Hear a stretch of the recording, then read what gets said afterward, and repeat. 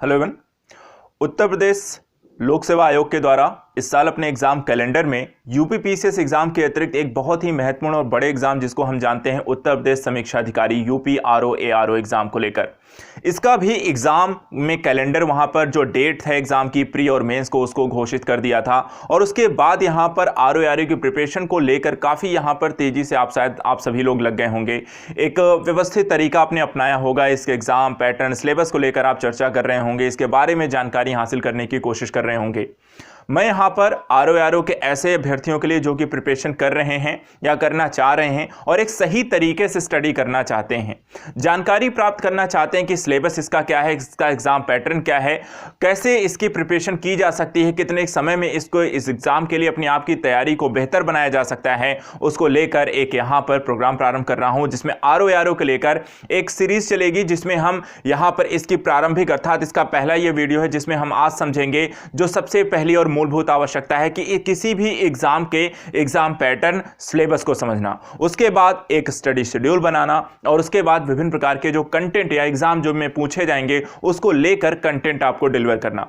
तो आज हम यहां पर आरओ एआरओ को लेकर एक स्ट्रेटजिक वीडियो यहां पर चर्चा करेंगे और इसके बाद फिर इस पर कंटेंट आपको आजाद यूपीएससी एकेडमी पर फ्री ऑफ कॉस्ट यहां पर मिलेंगे जिसमें यूपी स्पेशल की भी वीडियो होंगी, जीएस की भी होंगी, आपको साथ ही अन्य चीजों को जो भी इस एग्जाम की डिमांड है उसको पूरी करने की कोशिश मेरे द्वारा की जाएगी।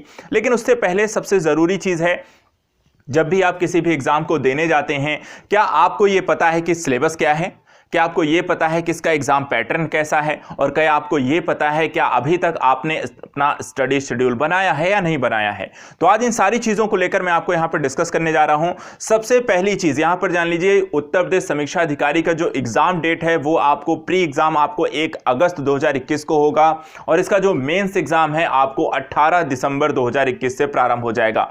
तो इसके बाद दूसरी जो चीजें हैं कि इसका एग्जाम पैटर्न कैसा है। तो एग्जाम पैटर्न देखिए, प्रारंभिक और मुख्य 2 परीक्षाएं होंगी। प्रारंभिक परीक्षा का जो पैटर्न है यहां पर आप देख सकते हैं, प्रश्न पत्र 2 होंगे, प्रथम और द्वितीय प्रश्न पत्र। प्रथम प्रश्न पत्र में सामान्य अध्ययन पूछा जाएगा, इसका 140 अंक का यह पेपर होगा और वस्तुनिष्ठ अर्थात ऑब्जेक्टिव क्वेश्चन होंगे और यहां पर समयावधि जो होगी वो 2 घंटे दी जाएगी। इसी तरीके से द्वितीय प्रश्न पत्र होगा जो सामान्य हिंदी का होगा, 60 अंकों का पूर्णांक होगा, यह भी ऑब्जेक्टिव होगा और 1 घंटे इसकी समयावधि होगी। टोटल देखा जाए तो दोनों पेपर मिला के 200 अंकों का होगा और ये नेगेटिव मार्किंग यहां पर होगी। तो प्री जो लोग क्वालिफाई करेंगे वो आपको मेंस में आएंगे, 1/3 यहां पर माइनस मार्किंग रहेगी। इसके बाद आपको मुख्य परीक्षा देने का मौका मिलेगा। मुख्य परीक्षा देखिए यहां पर आपको 3 पेपर होंगे, प्रथम, द्वितीय और तृतीय। पहला जो प्रश्न पत्र है वो सामान्य अध्ययन का रहेगा और ये 120 पूर्णांक का रहेगा। यहां पर भी ये ऑब्जेक्टिव रहेगा और यहां पर 2 घंटे की समयावधि दी जाएगी। इसी तरीके से दूसरा जो पेपर है उसके 2 पार्ट हैं। पहले पार्ट में आपको सामान्य हिंदी एवं आलेखन से 100 क्वेश्चन का क्वेश्चन आएगा।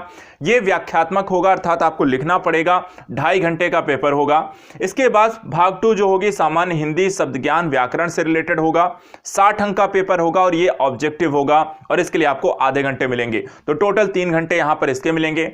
तीसरा प्रश्न पत्र है वो भी आपका हिंदी निबंध का होगा, 120 अंक का होगा, व्याख्यात्मक होगा अर्थात आपको रिटन लिखना पड़ेगा इसको लेकर और यहां पर इसके लिए 3 घंटे दिए जाएंगे। तो मुख्य परीक्षा में 3 पेपर होंगे और यहां पर आपको टोटल 400 अंकों का यह पेपर होगा और उसके आधार पर फिर आपका सिलेक्शन यहां पर किया जाएगा।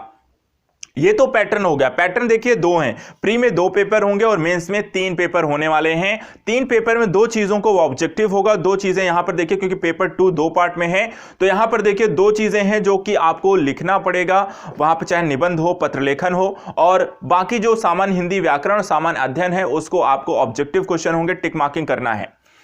अब जैसे ही यहां पर यह पता चल गया कि चलिए एग्जाम पैटर्न क्या है, कितने क्वेश्चन का क्या आएगा, नेगेटिव मार्किंग है, मेंस देंगे, मेंस में 3 चीजें हैं, लिखना भी है, ऑब्जेक्टिव है। इसके बाद आता है कि पढ़ना क्या है। तो पढ़ने के लिए देखिए यहां पर आपको पेपर जो सामान्य अध्ययन का है वस्तुनिष्ठ प्रकार का, यहां पर ये जो सिलेबस है यही सिलेबस सामान्य अध्ययन का प्री में भी है और मेंस में भी है। कोई डिफरेंस यहां पे सामान्य अध्ययन में डिफरेंस नहीं है, ना ही प्री और ना मेंस में। इसलिए अच्छा है कि यहां पर अगर आप प्री के लिए प्रिपरेशन कर रहे हैं तो भी आपका सामान्य अध्ययन मेंस के लिए भी तैयार हो जाता है। तो आपको सिर्फ रिवीजन करना है। तो देखिए यहां पे क्या क्या पूछा जाएगा। सामान्य अध्ययन जो वस्तुनिष्ठ प्रकार का है, हमने पहले ही कहा 140 नंबर का पेपर होगा, 2 घंटे का समय होगा, 140 प्रश्न भी होंगे। अब इसमें पूछा क्या जाएगा? सामान्य विज्ञान, भारत के इतिहास, भारतीय राष्ट्रीय आंदोलन, भारतीय राजतंत्र, अर्थव्यवस्था, संस्कृति, भारतीय कृषि, वाणिज्य, व्यापार, जनसंख्या, पर्यावरण, नगरीकरण, सारी चीजें भारतीय परिप्रेक्ष्य में, विश्व एवं भारत का भूगोल, राष्ट्रीय तथा अंतर्राष्ट्रीय महत्वपूर्ण घटनाक्रम, सामान्य बौद्धिक क्षमता, उत्तर प्रदेश की शिक्षा, संस्कृत, कृषि, उद्योग इत्यादि चीजों को लेकर यहां पर आपको सामान्य अध्ययन से क्वेश्चन पूछे जाएंगे। तो देखा जाए ओवरऑल जो सामान्य अध्ययन है यहां पर क्वेश्चन जीएस से पूछा जाएगा, जीके नहीं पूछा जाएगा, थोड़ी सी डीप नॉलेज की आपकी आवश्यकता यहां पर आपसे है। इसके बाद यहां पर जब आप मेंस में जाएंगे, जो दूसरा पेपर है प्री का, वो हिंदी का है। 60 नंबर का 60 क्वेश्चन आएंगे और 1 घंटा आपको यहां पर मिलेगा। इसमें आपको 6 चीजें पूछी जाएंगी। विलोम शब्द, वाक्य में वर्तनी शुद्धि, अनेक शब्दों के लिए एक शब्द, तत्सम तद्भव, विशेष विशेषण, पर्यायवाची शब्द, और सभी 10-10 नंबर का आएगा। और इस तरीके से 60 नंबर का ये पेपर होगा। यहां पर आप क्वालिफाई होते हैं तो क्वालिफाई होने के बाद आपको मेंस देने का मौका मिलेगा। मेंस का जो एग्जाम का पैटर्न है, 3 पेपर होंगे। पहला जो है सामान्य अध्ययन का पेपर होगा और इसका सिलेबस वही है जो अभी हमने देखा प्री का है, तो यहां पे कोई डिफरेंस नहीं है, ना कोई ऐड है ना कुछ हटाया गया है। उसके बाद पेपर 2 आएगा जो सामान्य हिंदी आलेखन का है। तो यहां पर देखिए सब्जेक्टिव होगा, यहां पे आपको लिखना पड़ेगा। अब यहां पे पूछा क्या क्या जाएगा, देखिए यहां पे 100 अंक का एक पेपर होगा। 100 अंक में यहां पे दिए हुए गद्यांश का शीर्षक, सारांश, 3 रेखांकित अंशों की व्याख्या करने के लेकर 12 नंबर का यह क्वेश्चन होगा। किसी दिए हुए सरकारी पत्र का सारणी रूप से सारा लेखन 15 अंकों का। पत्राचार 24 अंकों का। जो पत्राचार पूछा जाएगा वो कैसा पूछा जाएगा, तो शासकीय, अर्धशासकीय, कार्यालय आदेश, ज्ञापन, परिपत्र, विज्ञप्ति, टिप्पणी, प्रतिवेदन, अनुस्मारक, परिभाषिक शब्दावली, प्रशासनिक एवं वाणिज्यिक शब्दावली, इसको लेकर यहां पर आपको एक पत्राचार से रिलेटेड आपको कोई पत्र लिखने को आएगा। इसके बाद अंग्रेजी से हिंदी रूपांतरण को लेकर 10 अंकों का। हिंदी से अंग्रेजी के 5 शब्द आपको 10 अंकों के। मुहावरे, लोकोक्तियां यहां पे 10 अंकों का। और कंप्यूटर ज्ञान भी आपसे यहां पे पूछा जाएगा। तो ये सामान्य हिंदी में आलेखन से रिलेटेड ये पेपर में आपको इन तरह सारे चीजें और इतने नंबरों के पर्टिकुलर पूछे जाएंगे। इसके बाद जब आप सामान्य शब्द ज्ञान एवं व्याकरण वस्तुनिष्ठ, ये भी पेपर 2 का सेकंड पार्ट है और ये 60 अंक का पूछा जाएगा और वही पूछा जाएगा जो कि प्री में पूछा गया था 60 नंबर का पेपर, वही आपको मेंस में भी पूछा जाएगा। यहां पर 5 चीजें ही पूछी जाएंगी, उसमें 6 चीजें पूछी जा रही थी और 12-12 अंकों के, तो ये 60 नंबर का पेपर हो जाएगा। सेकंड पेपर डन होने के बाद आपको तीसरा पेपर यहां पर निबंध का मिलेगा और निबंध के पेपर में अगर हम देखें तो 3 घंटे का पेपर होगा। इस प्रश्न पत्र के अंतर्गत 3 प्रश्न होंगे और प्रत्येक प्रश्न के एक शीर्षक का चयन करते हुए कुल 3 निबंध आपको लिखने हैं, ठीक है। और शब्द सीमा तीनों की यहां पे 600 अंकों की होगी। 40-40 नंबर का एक निबंध का आंसर यहां पे आपको लिखना है। शब्द सीमा जो पहला पार्ट होगा वहां पे आपको साहित्य, संस्कृति, सामाजिक क्षेत्र, राजनीतिक क्षेत्र से रिलेटेड आपको एक निबंध लिखना है। दूसरे में आएगा विज्ञान, पर्यावरण, प्रौद्योगिकी, आर्थिक एवं कृषि व्यापार से एक लिखना है। और तीसरा है राष्ट्रीय, अंतर्राष्ट्रीय, प्राकृतिक आपदाएं, राष्ट्रीय विकास योजनाओं से एक लिखना है। तो इस तरीके से 3 निबंध आपको यहां पर लिखने हैं और इस तरीके से आपको यहां पर तीनों ही पेपर आपके डन हो जाते हैं। तो यहां पर हमने देखा एग्जाम पैटर्न कैसा है और एग्जाम पैटर्न के अनुसार जो सिलेबस की डिमांड है वो आपसे कैसी है। जब आपको ये दोनों ही चीजें पता है तो इसके बाद अगला जो पार्ट अप आता है कि आपको प्रिपरेशन कैसे करनी है।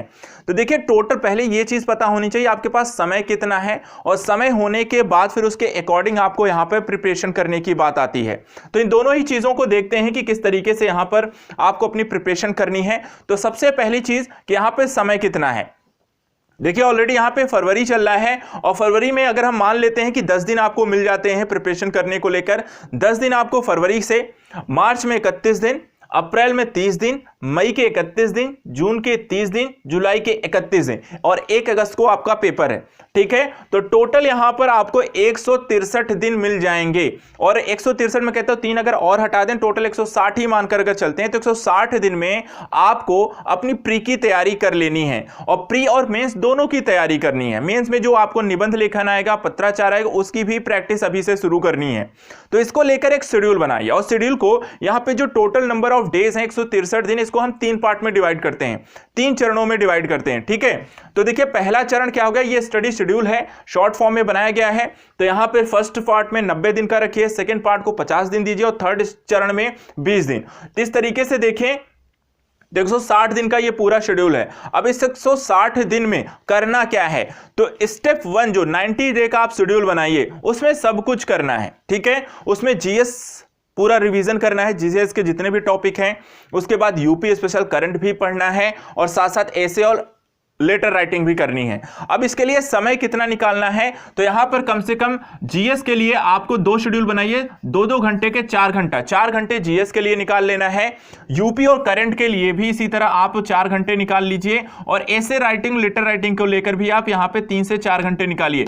इस तरीके से 10 से 12 घंटे का एक शेड्यूल बनाइए 90 दिनों का और वहां पर इनको ऐसे पढ़ना शुरू करिए। 90 दिन में इसे फिनिश करना है। जब ये फिनिश हो जाएगा तो उसके बाद हम सेकेंड पार्ट में जाएंगे जो 50 दिन का शेड्यूल है। अब 50 दिन के शेड्यूल में एक चीज आपको बंद कर देनी है, बाकी चीजें कंटिन्यू रखनी है। तो यहां पे कंटिन्यू क्या रखना है, तो जीएस का रिवीजन कंटिन्यू रखना है, यूपी स्पेशल कंटिन्यू रखना है, करंट अफेयर्स कंटिन्यू रखना है। ऐसे और लेटर राइटिंग आप इस समय बंद कर सकते हैं। यदि आपको करने का अगर आधा एक घंटा निकाल लेते हैं, करते रहते हैं तो कोई बुराई भी नहीं है, चाहे तो बंद भी कर सकते हैं एग्जाम, क्योंकि 2 ही महीने बचेंगे इसके बाद।